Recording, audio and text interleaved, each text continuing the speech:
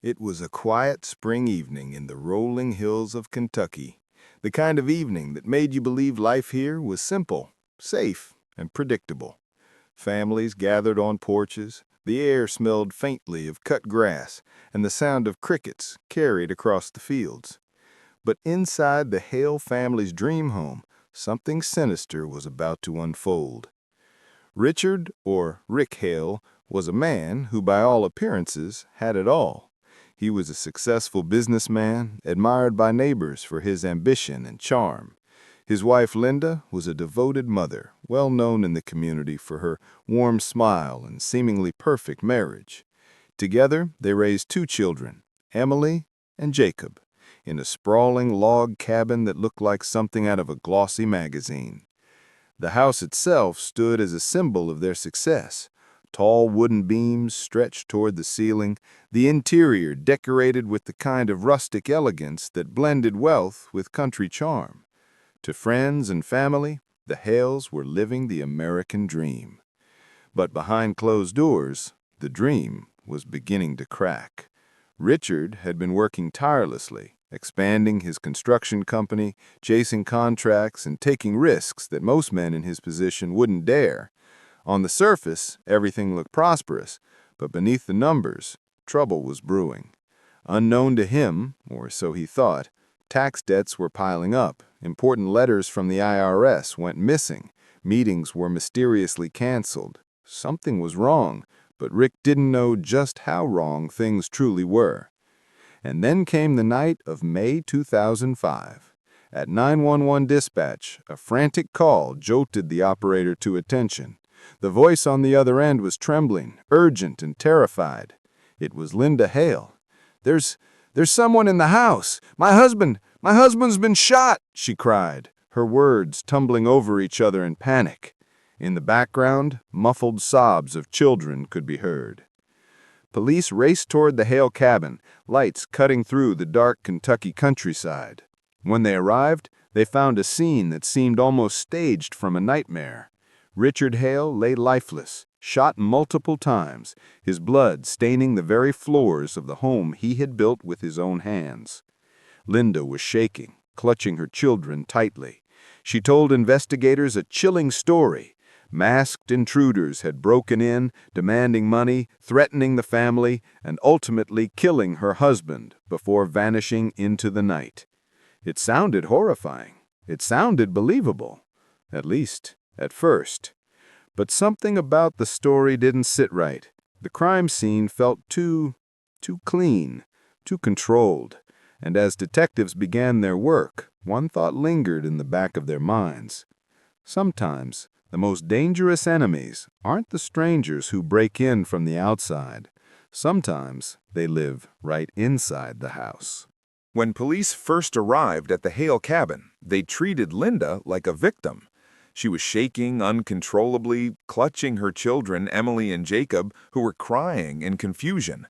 Officers wrapped blankets around them, whispered reassurances, and promised they were safe.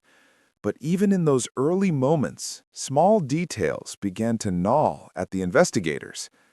Detective Michael Turner, a seasoned officer who had seen dozens of crime scenes, noticed that nothing appeared disturbed. No broken locks, no signs of forced entry, no overturned furniture that might suggest a struggle. The house looked exactly as it always did, aside from the pool of blood where Rick Hale had fallen. "Where did they come in?" Turner asked quietly, scanning the room. Linda pointed toward a door leading to the back of the cabin.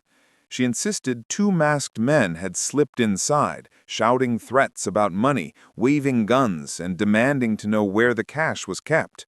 She said Rick tried to calm them down, but was shot before he could do anything. The story, on the surface, was horrifying, but something didn't feel right. Neighbors, awakened by the flashing lights, gathered at the edge of the property.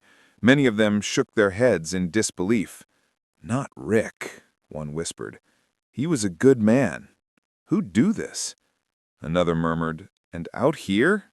Doesn't make sense. Everybody knows this place." The following morning, the Boone County Sheriff's Office sent in forensic teams. They carefully documented the scene, bagged evidence, and dusted for fingerprints. Curiously, they found little to nothing. No foreign prints, no footprints leading away from the home, no fibers that suggested strangers had been inside. It was as if the killers had vanished into thin air, or maybe they had never been there at all. Meanwhile, Rick's family and friends were in shock. His sister Patricia broke down when she heard the news. She said he worked so hard for all of this. He didn't deserve this. He just wanted to give his kids everything he never had. But while grief weighed heavily on those who loved Rick, investigators were beginning to see cracks in the story Linda told. Detectives decided to sit down with her again, gently pressing for details. "What did the men look like?" one asked. I don't know. They wore masks. I couldn't see their faces." "What kind of guns were they carrying?" I think handguns, maybe? It all happened so fast." Her answers were vague, often contradictory. She said the men yelled about money, but she couldn't remember exactly what they demanded. She insisted they had stormed in violently, but there were no bruises on her, no marks suggesting she had been pushed or restrained. The more she talked, the more uneasy investigators became. And then came the discovery that turned the case upside down. As officers combed through Rick's office, they found stacks of unopened mail. Inside those envelopes were notices from the IRS, warnings about unpaid taxes, penalties, and impending action. Rick Hale's construction empire wasn't just in trouble, it was collapsing under the weight of millions in unpaid obligations. The question was no longer just who killed Rick Hale. It was, why was Linda Hale hiding the truth about their finances? Detectives knew that children often noticed things adults overlooked. They were innocent observers, unskilled in deception, and rarely capable of rehearsing a false story, especially under stress. So when investigators sat down separately with Emily, 9, and Jacob, 6, they expected confusion, maybe tears. What they got instead was clarity. Both children, interviewed with a child psychologist present, gave accounts that were nearly identical. Emily told investigators that she had been asleep when a loud bang, bang, bang jolted her awake. She sat upright, frozen with fear. A few seconds later, she heard her father groan, followed by 3 more bangs. Jacob, interviewed later, gave the same account in his own words. "I heard 6 booms, then glass broke after." Detectives exchanged glances. The order of events was critical. Linda had told 911 operators that intruders had shattered the glass door first, then shot Rick. But her children remembered it differently. To them, the gunfire came first. The glass breaking came later. That detail, seemingly small, cast a long shadow over Linda's story. If the glass was broken after the shots, then the intruder narrative was falling apart. It suggested the scene had been staged. Detective Turner leaned forward gently, asking Emily, "Did you see anyone come into the house that night?" She shook her head. "No, I never saw anybody. I just heard the booms." "And did Mommy come to your room?" "Yes. She told us to stay quiet. She said someone bad was in the house." Turner pressed no further. The children had already provided the key. Meanwhile, forensic specialists were piecing together their own discoveries. The broken glass from the back door was scattered mostly outside the house, not inside, as if it had been broken from within. Even stranger, the family's aluminum baseball bat had tiny shards of glass embedded in it. When investigators showed the bat to Emily, she confirmed, "That's ours. Mommy kept it in the garage." The scenario was becoming clear. Linda hadn't fought off intruders. She had smashed her own door with the bat to make it appear like a break-in. But the evidence didn't stop there. Down in the basement laundry room, an officer discovered something unusual. Wet clothes sitting in the washing machine. At the bottom, wrapped in a damp cloth, were 4 spent shell casings. Combined with the 2 found in the bedroom, that made 6, matching the number of shots the children had heard. The question investigators couldn't shake was chilling. Why would an intruder hide bullet casings in a washer inside the victim's own home? The answer was simple. They wouldn't. It was the final confirmation that the murder had been an inside job. And yet, Linda Hale still claimed innocence. But as detectives would soon learn, her story was about to unravel completely, thanks to one final piece of evidence hidden in plain sight. To the outside world, Rick and Linda Hale had it all. A thriving construction business, a beautiful home in the making, 2 healthy children, and a reputation as an admired family in Alexandria. But as detectives dug deeper, they learned that the Hale marriage wasn't as flawless as it appeared. Friends had long noticed a distance between Rick and Linda. At neighborhood gatherings, Rick often showed up alone, laughing and drinking with buddies, while Linda stayed home. At church events, Linda appeared warm and sociable, but people whispered that Rick looked tired, even restless. Some recalled hearing Linda make biting remarks about his long absences. Others said Rick confided privately that Linda had grown controlling, especially over money. Detectives began interviewing family members. Rick's sister Patricia told investigators that Linda had always been obsessed with appearances. She wanted the finest cars, the biggest house, and the flashiest clothes, even when it strained the family budget. Rick just wanted to build things, Patricia said, but Linda wanted to show them off. Then came an even more startling revelation. When officers met with officials from the IRS, they learned Rick had been scheduled to meet them the very morning he was killed. That meeting would have revealed a shocking truth. For nearly 5 years, the company's taxes hadn't been paid. More than $1.7 million was missing. At first, investigators assumed Rick himself had orchestrated the fraud. But when they traced the paperwork, the picture shifted. Every IRS notice, every warning letter had been rerouted to a P.O. box that only Linda controlled. She had been hiding the truth from her husband. Detective Turner leaned back in his chair, staring at the evidence file. "So Rick had no idea, none at all?" he asked the IRS agent. "That's right," the agent confirmed. "We tried calling. Sometimes we'd get a strange voice on the line. It didn't sound like him. It sounded like, well, a woman trying to disguise her voice. We suspected it was Mrs. Hale pretending to be Rick." The motive was beginning to crystallize. If Rick had learned the truth during that IRS meeting, he would have realized that not only had Linda been hiding millions in debt, but she had also embezzled company money to cover her tracks. Divorce would have been inevitable. Bankruptcy would have followed, and prison time wasn't out of the question. For a woman who had clawed her way from a modest upbringing into a life of wealth and privilege, losing it all might have felt like a death sentence.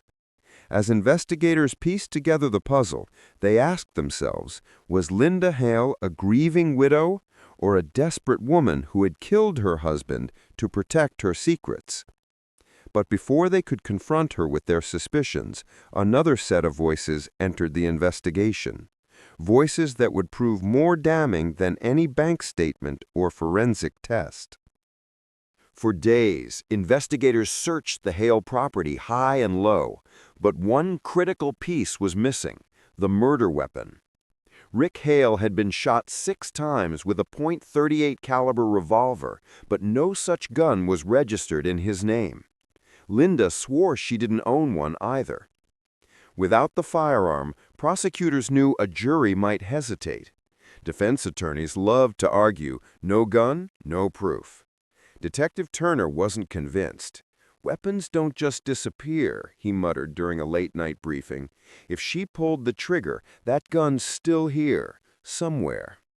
So they returned, combing the house with fresh eyes. It was Emily who unwittingly provided the clue.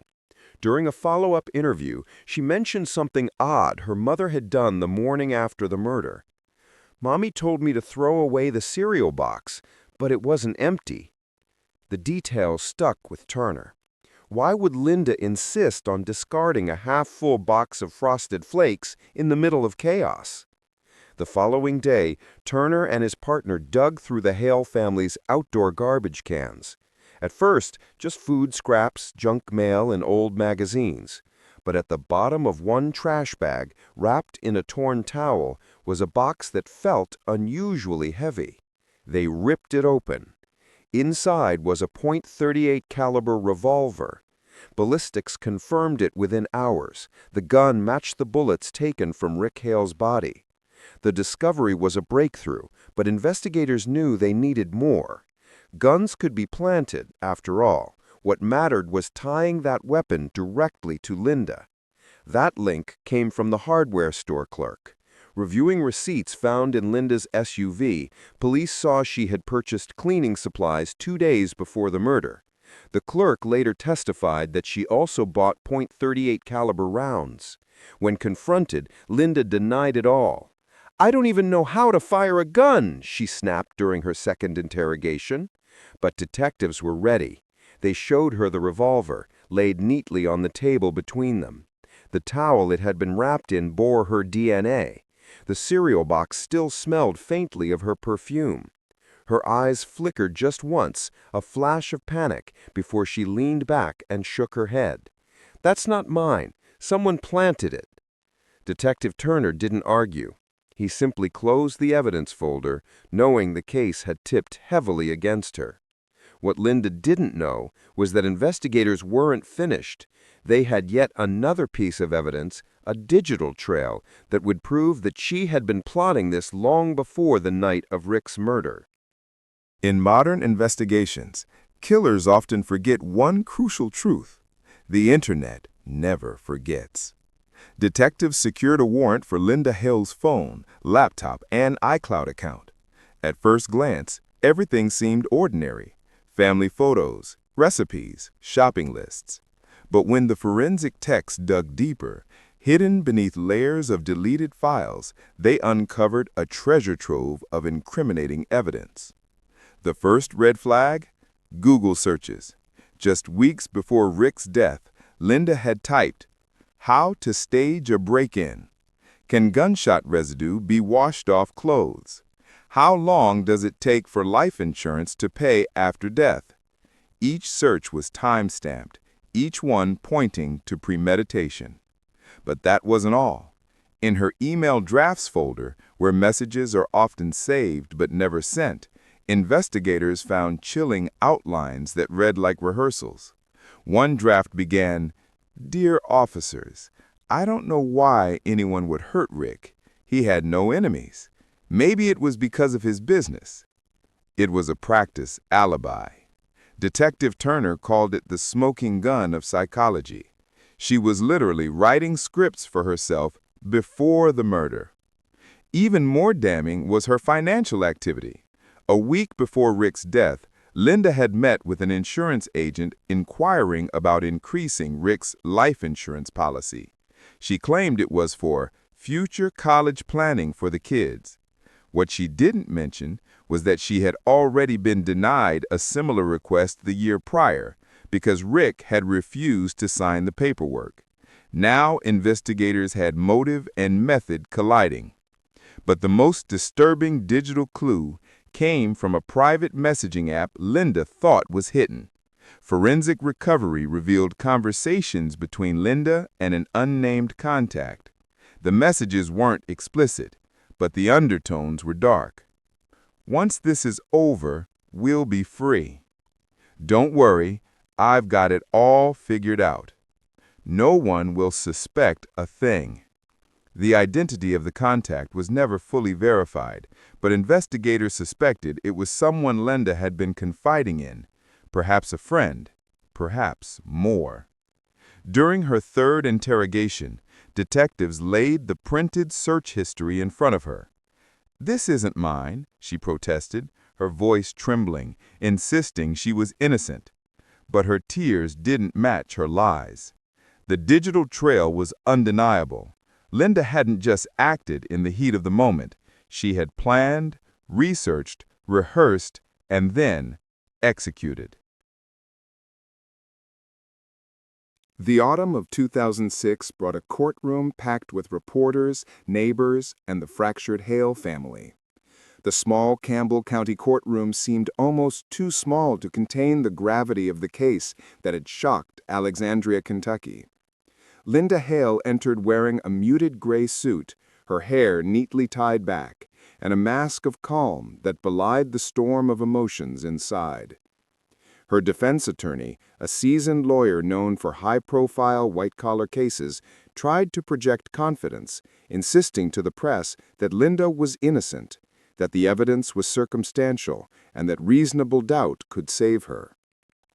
But prosecutors had something far more compelling: a timeline, a digital paper trail, financial records, and forensic evidence that pointed directly to premeditation.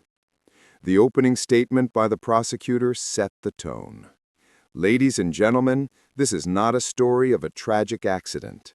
This is a story of betrayal, greed, and cold, calculated murder.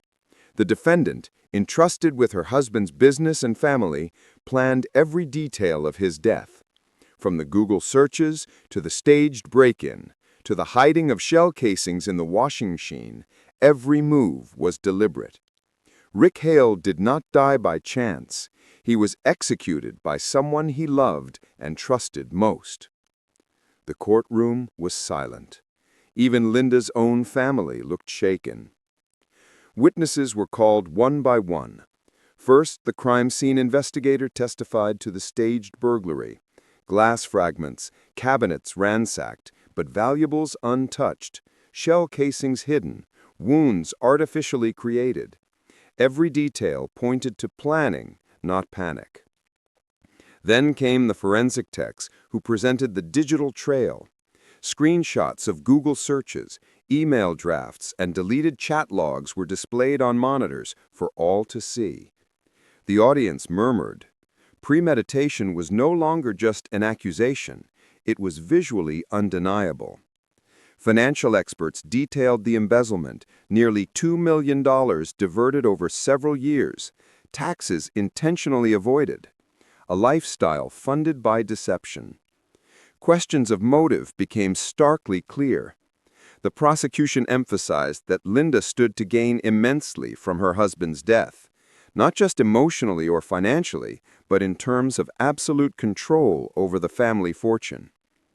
Perhaps the most gut-wrenching testimony came from the Hale children, Morgan and Trevor, called as witnesses under careful supervision. Their recollections shattered Linda's alibi. "We heard the shots first," Morgan testified softly, voice quivering. "Then the glass broke." The jury listened intently.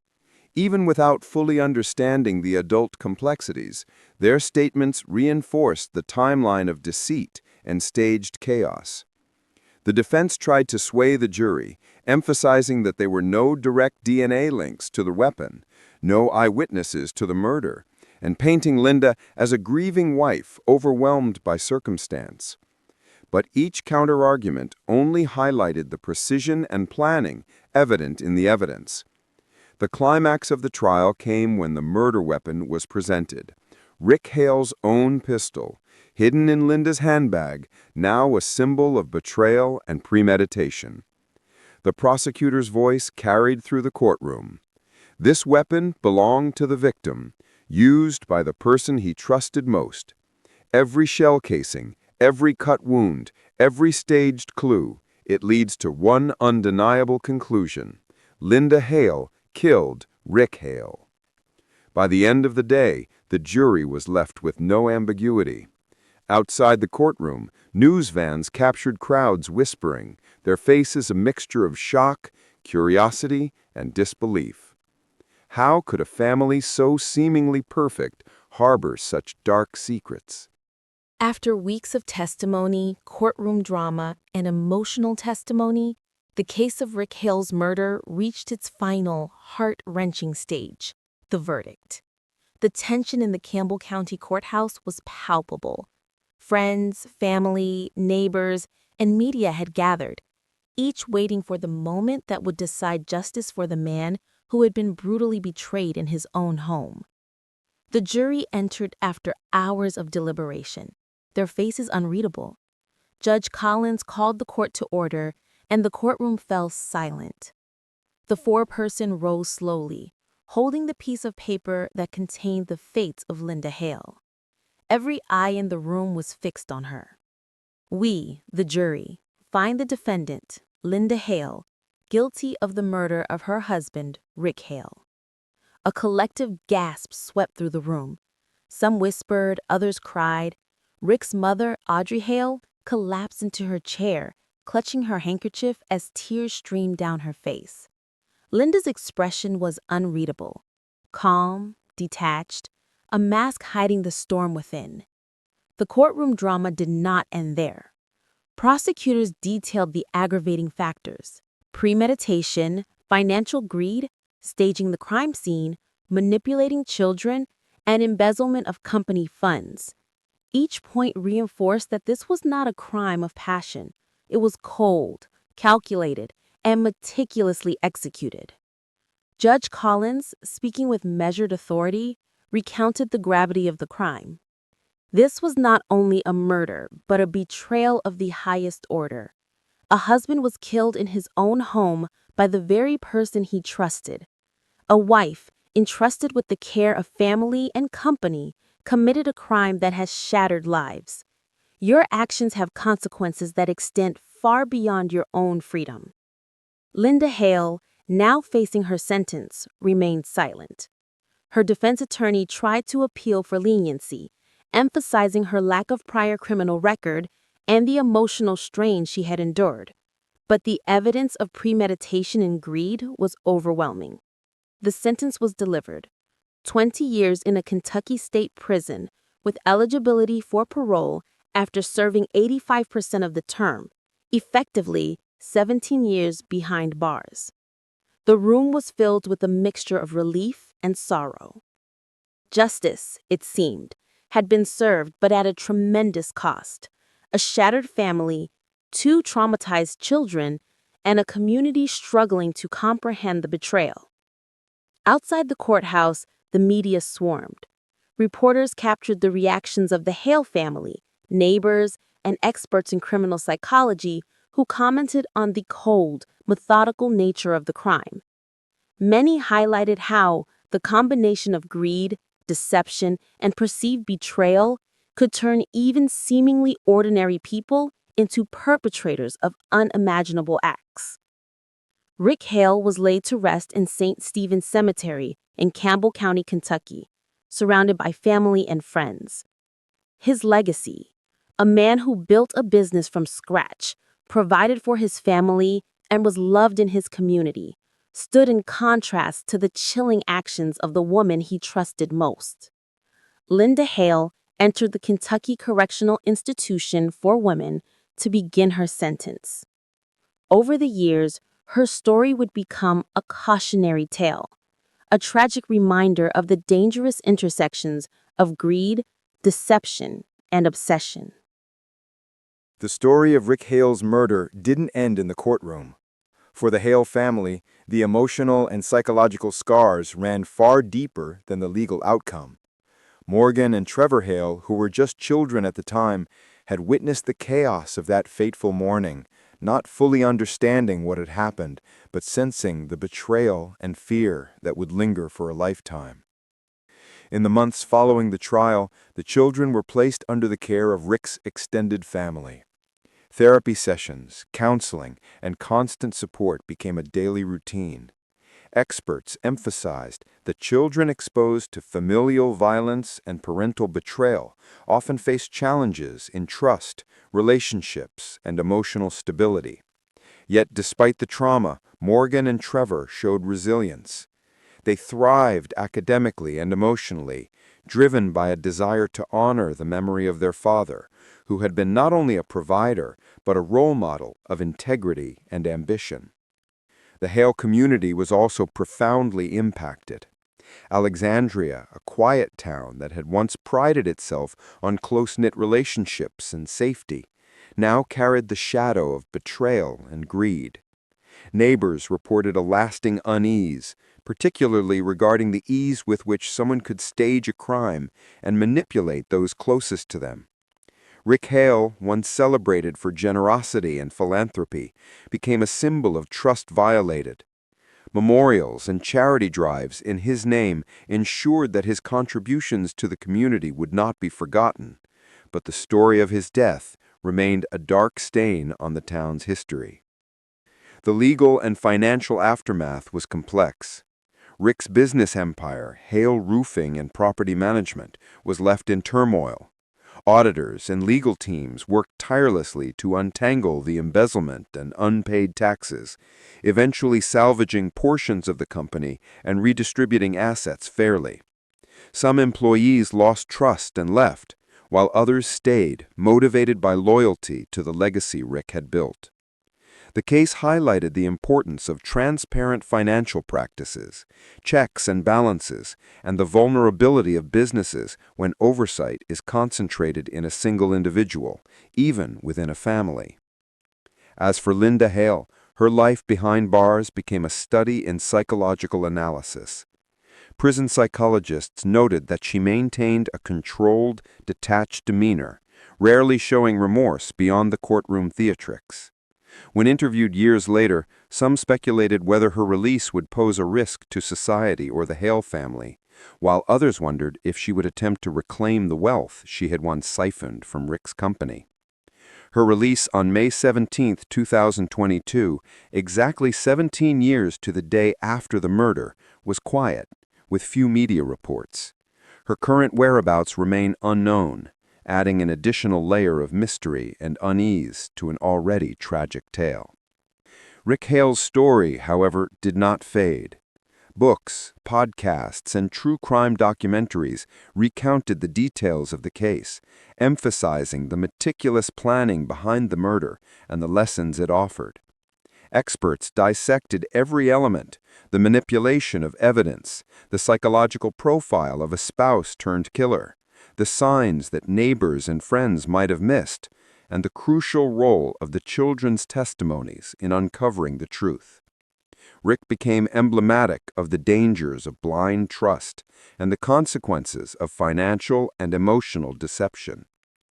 Ultimately, the Hale case serves as a cautionary tale for families, communities, and businesses. It underscores the need for vigilance, transparency, and the importance of addressing personal and financial conflicts before they escalate into tragedy. The tale of betrayal, greed, and premeditation has continued to captivate audiences, reminding the world that even in seemingly idyllic settings, darkness can lurk behind the doors of trust and love. Rick Hale's final resting place at St. Stephen's Cemetery stands as a solemn tribute to a life cut short. Morgan and Trevor, now adults, carry forward his legacy, not only in memory, but in the lessons they impart, the businesses they pursue, and the families they build. The tragedy forged resilience, empathy, and a commitment to ensuring that the story of Rick Hale is never forgotten.